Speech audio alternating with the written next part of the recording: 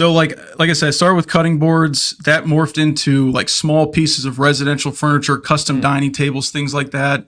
That's where like real furniture making, that's where I'm huge on attention to detail and how things work, and down to the nitty gritty stuff that nobody would ever even, would see it from a customer's perspective. I'd still really care about. So my attention to detail was kind of developed during learning how to make, I guess, fine furniture to an extent. And after a few years of doing that naturally, the cutting board thing, it's like, I think I sold $5,000 in my first 6 months. Like there's no way I was going to survive doing this. Yeah. However, some local restaurants that needed 30 or 40 cheese boards or something for appetizers, and I got a laser engraver for $15,000 that I didn't have the money for. I financed it, sold the jobs later, paid for it ultimately. But and then those restaurants, they go figure, guys or people sit at tables. So then every restaurant needed 20 to 50 tabletops made. By the way, they have 40 feet of bar tops going in, and all of a sudden we were getting 6-figure commercial furniture packages. And it morphed.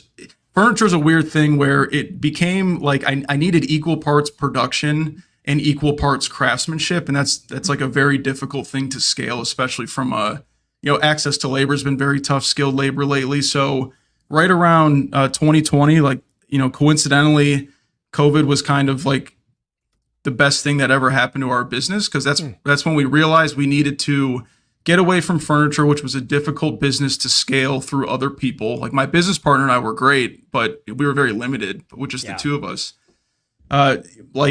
Literally, I think April or May of 2020, the world kind of shut down for those couple months. And then all of a sudden, everybody was stuck in their house. They weren't traveling. Everybody was renovating. Interest rates were low. It was like, in hindsight, the perfect breeding ground for us to pivot into custom cabinetry, while all the big manufacturers had 20, 30-week lead times. We could kind of sneak in with 12-week lead times because we didn't have this big book of business with cabinetry yet.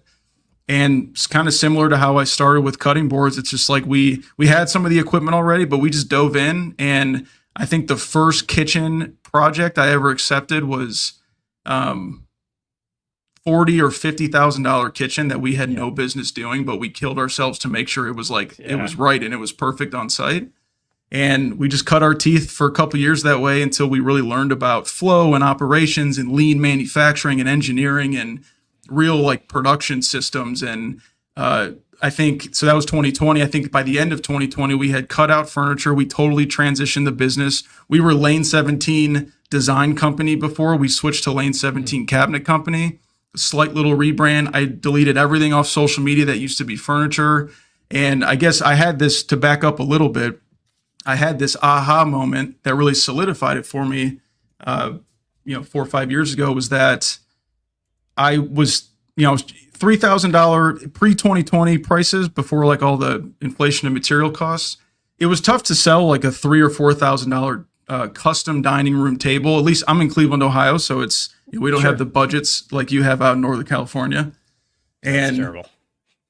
Anyway, so people were dogging me on price for $3,000 or $4,000 table, handcrafted, totally custom made. And behind me, I'm in their dining room, behind me in their kitchen, they had spent at least $30,000 on custom cabinets. And I was already pretty well connected with interior designers and even the homeowners that we kind of attracted. And I'm like, we're talking to the right people here, but we're selling them the wrong product. And I think we need to be selling the things behind me. And how do we make that happen? That's kind of what led to this rabbit hole of figuring it out. All right, so this is fascinating to me because I've seen this in some businesses that I've had where I don't want to say by dumb luck. I mean, for you, I'll say it for me for sure. That, by dumb luck, you find yourself in a scenario where the market leads you, some change in the market, some market evolution, macro evolution. For you, it was COVID. I've had that with a business. I also had it just when sort of the internet was getting started, things like that, where the market leads you down a path where you can have short-term success. And what you did with that was used it to cash flow yourself to long-term success, right? You completely revamped. You did those first cabinets probably more by hand than you would ever want to admit, right? Yeah, right. Yeah. And you just sweated through it in inefficient ways, but got it done and learned a ton about what you would want to do the next time, and then started to systematize based on that with the opportunity that the market gave you. So you took advantage of it without putting the systems in place first, figured out that there was a long-term business opportunity, and then actually built that business sort of alongside your handmade cabinets, because it's what we do currently, kind of thing. Am I getting that right? Is that right?